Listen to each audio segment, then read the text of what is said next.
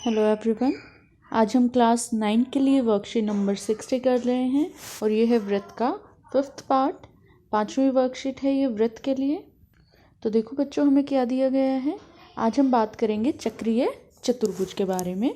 वृत्तखंड और चतुर्भुज की समझ आपको होनी चाहिए। जो हमने 4 वर्कशीट अभी हमने की हैं उसमें हमने बड़े अच्छे से चतुर्भुज के सारी वृत्तखंड और चतुर्भुज के बारे में पढ़ा है, वृत्त के बारे में पढ़ा है, उनके थ्योरम्स भी पढ़ी हैं।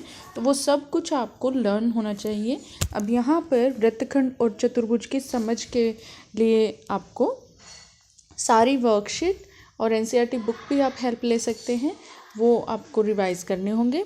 अब यहाँ दिया गया है कि आकृति में हम चतुर्भुज ABCD और MNOP को पहचान पा रहे हैं। यहाँ पर हम दोनों चतुर्भुज को पहचान रहे हैं। एक ये ABCD है, ये MNOP है।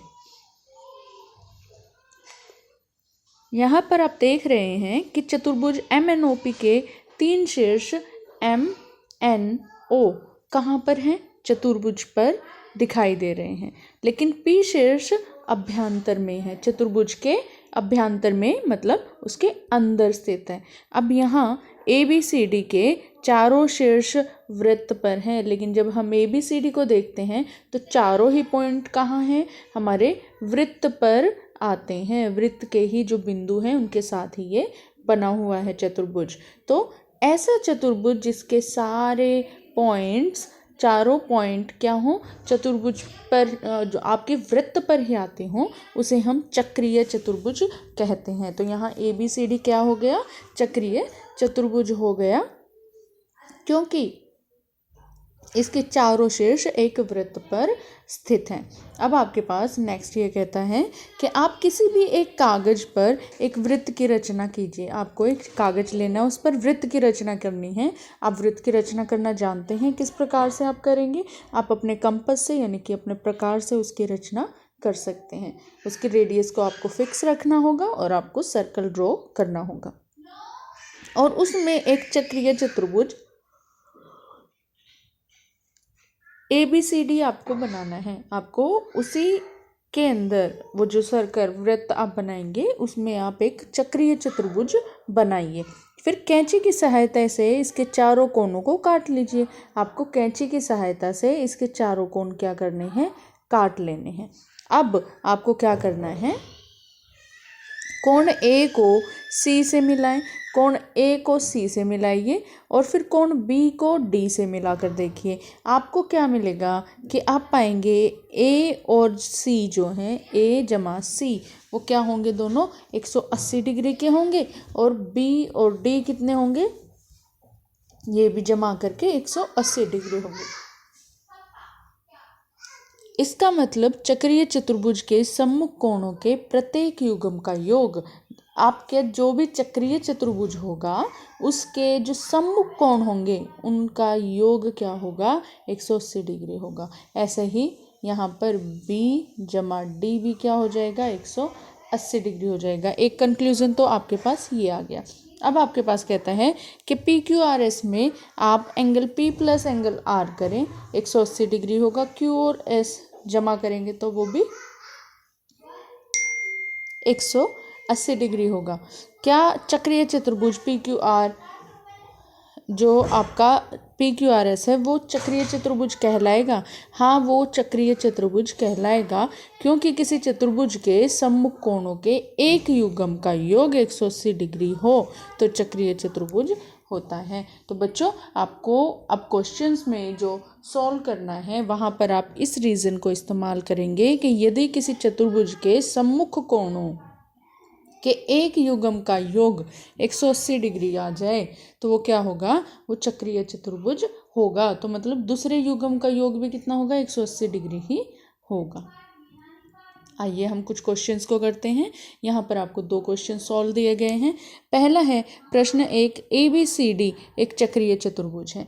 आपका ABCD जो दिया गया है एक चक्रीय चतुर्भुज दिया गया है। बेटा आप लोगों को क्या करना है? इन पॉइंट्स को लिख लेना है कि चक्रीय चतुर्भुज क्या है, और ये जो आपने युग्म वाला एक पॉइंट किया है इसको भी आप लिख लें।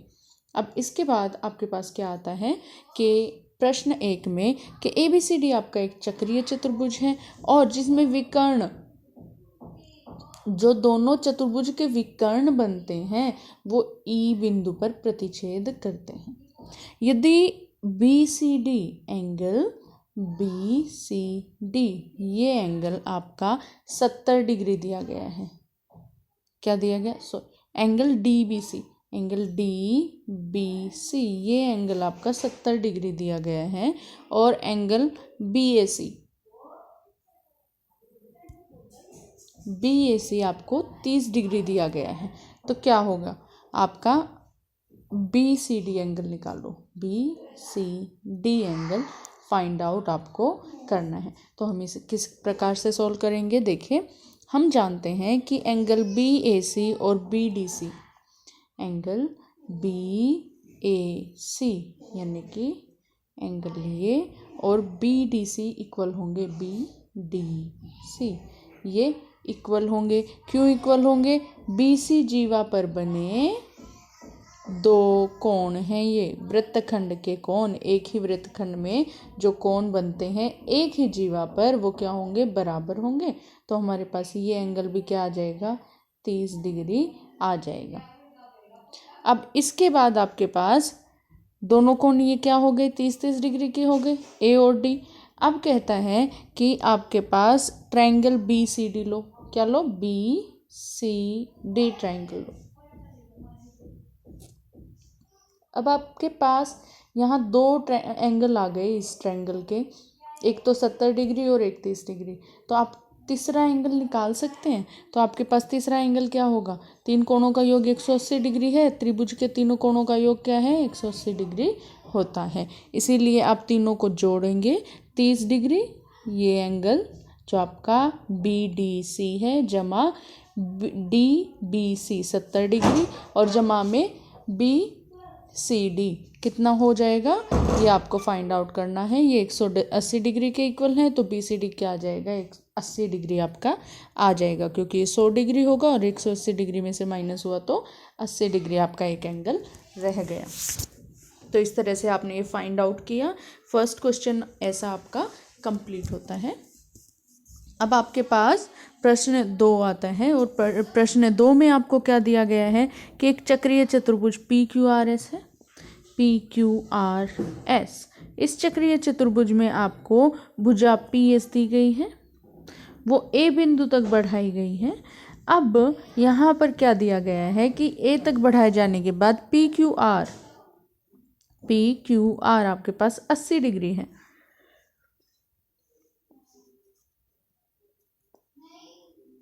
तो यहाँ पर ASR आप फाइंड आउट करो। क्या निकालो? ASR मतलब ये कोण आपको दिया है और ये कोण आपको निकालना है। तो बच्चों आप कैसे करेंगे? यहाँ पर PQR आपको दिया है 80 डिग्री। अब चक्रीय चतुर्भुज में क्या होता है? चक्रीय चतुर्भुज में हम जानते हैं सम्मुख कोण क्या होते हैं? बराबर होते हैं। इसका मतलब हमारे पास ये कोण यानी कि PSR कोण कितना आ जाएगा? 80 डिग्री आ जाएगा। जब ये 80 डिग्री आ गया तो ये रेखा जो बढ़ाई गई है, आप जानते हैं कि कोई भी रेखा होती है रैखिक युग्म, वहाँ पर दोनों मिलाकर एंगल्स जो होंगे वो 180 डिग्री के होंगे। तो हम क्या करेंगे? ये 80 डिग्री आ गया तो हम अब ये एंगल निकालने के लिए इन दोनों एंगल को जोड़ करके 180 डिग्री के बराबर दिखाएंगे और फिर हम क्या कर देंगे? उनमें से माइनस करके हम एंगल फाइंड आउट करेंगे। ये वाला कितना आ जाएगा? 100 डिग्री आ जाएगा। इस तरह से हमारा क्वेश्चन सॉल्व हो जाएगा। बहुत इजी क्वेश्चन है। इसी तरह से हम और एंगल भी निकाल सकते हैं। यहाँ पर ASR यहाँ निकाल लिया हमने, ये 80 डिग्री है और इनका युग्म बच्चों इनका युग्म जो होगा सम्मुख कोणों का वो 180 डिग्री होगा। तो ये हमारा 100 डिग्री आ गया और ये हमारे क्या आ गया? 80 डिग्री आ गया। इस तरह से हम इस क्वेश्चन को सॉल्व करेंगे। अब आपके पास जो फर्स्ट क्वेश्चन अनसोल्व दिया है वो हम करते हैं। यहाँ पर क्या दिया गया है कि ABCD एक चक्रीय चतुर्भुज है जिसमें AC आपका क्या है? AC और BD विकर्ण हैं। AC और BD आपको विकर्ण दिए गए हैं और यदि एंगल DBC 55 डिग्री है, एंगल DBC ये एंगल 55 डिग्री दिया है, तो और BAC BAC। ये एंगल कितना दिया है 45 डिग्री। तो BCD ज्ञात करो, BCD ज्ञात करो। ये वाला एंगल आपको फाइंड आउट करना है। देखो बच्चों कैसे करेंगे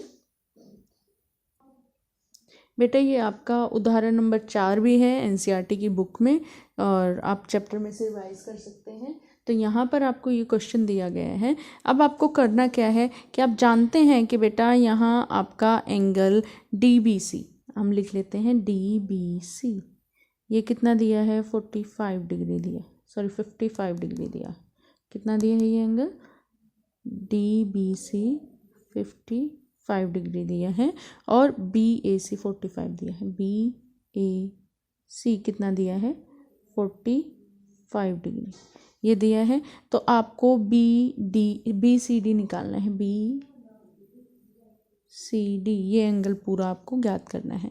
तो CAD आपका एंगल CAD क्या होगा, बराबर होगा DBC के। ये एंगल आपका इस एंगल के बराबर होगा। क्यों होगा, ये CD जीवा पर दो कोण बनाए गए हैं, वृत्तखंड के दो कोण। तो ये वाला कोण इसके बराबर हो जाएगा। इन्होंने क्या किया, ये कोण देखा और ये कोण देखा, ये दोनों इस जीवा पर बनते हैं, तो ये दोनों कोण बराबर हो जाएंगे। इट मीन्स आपका कोण ये CAD क्या आ जाएगा 55 डिग्री आ जाएगा। अब ये 55 डिग्री आया तो बच्चों हम क्या जानते हैं कि DAB क्या होगा, DAB क्या हो जाएगा, इन दोनों कोणों का योग हो जाएगा। तो इन दोनों कोणों का हम योग कर देंगे, कितना आया 100 डिग्री आ गया। ये हमने 55 निकाल लिया और ये 45 था ही, तो हमारे ये एंगल कितना आ गया 100 डिग्री आ गया। अब ये कोण 100 डिग्री आ गया, तो हमको ये भी तो मालूम है कि चक्रीय चतुर्भुज में आमने सामने के कोण जो होंगे उनका युग्म कितना होता है 180 डिग्री होता है। अगर ये 100 डिग्री आ गया तो ये कितना आ जाएगा 80 डिग्री आ जाएगा। तो इस तरह से आप इस क्वेश्चन को सॉल्व कर सकते हैं। अब आपके पास क्वेश्चन नंबर 2 है। देखो बेटा क्वेश्चन नंबर 2 में क्या दिया है, PQRS एक चक्रीय चतुर्भुज दिया गया है, जहाँ पर यदि Q कितना है 65 डिग्री है। आपका Q कितना दिया गया है 65 डिग्री दिया गया है, R भी आपको 65 डिग्री दिया गया है। तो P और S निकालिए। सीधी बात है बेटा, जब आपको ये चक्रीय चतुर्भुज बोला गया है तो आपके पास क्या रूल आप इस्तेमाल करेंगे कि आपके जो चक्रीय चतुर्भुज होता है उसके जो सम्मुख कोणों का युग्म होता है वो कितना होता है 180 डिग्री होता है। तो आप इनको इजीली सॉल्व कर सकते हैं। हम क्या करेंगे, हम सबसे पहले लिखेंगे दिया क्या गया है और उसके बाद हम इस्तेमाल करेंगे हल करेंगे। तब आपको लिखना है कि आपका एंगल P जमा एंगल R क्या होगा 180 डिग्री होगा, और एंगल Q जमा एंगल S क्या होगा, वो भी क्या होंगे आपके 180 डिग्री होंगे। और इनके रिजल्ट में आप ब्रैकेट में ज़रूर लिखेंगे कि आपके चक्रीय चतुर्भुज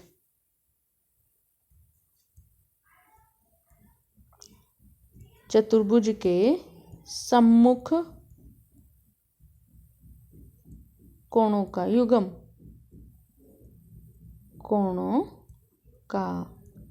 युग्म, ये आप ज़रूर रीज़न देंगे ताकि आपके क्वेश्चन में मार्क्स आपको पूरे मिले। अब आपके पास जब आपने निकाल लिया कि angle P plus angle R आपका क्या होगा 180 डिग्री होगा, R क्या दिया है यहाँ पर 65 डिग्री दिया है, तो ये 180 डिग्री और ये P इनको आपने जमा कर लिया। तो यहाँ एंगल P क्या आ जाएगा आपका, एंगल P 180 डिग्री घटा 65 डिग्री होगा, और कितना आ जाएगा ये आपका बच्चों, यहाँ पर आपका आ जाएगा 115 डिग्रीज।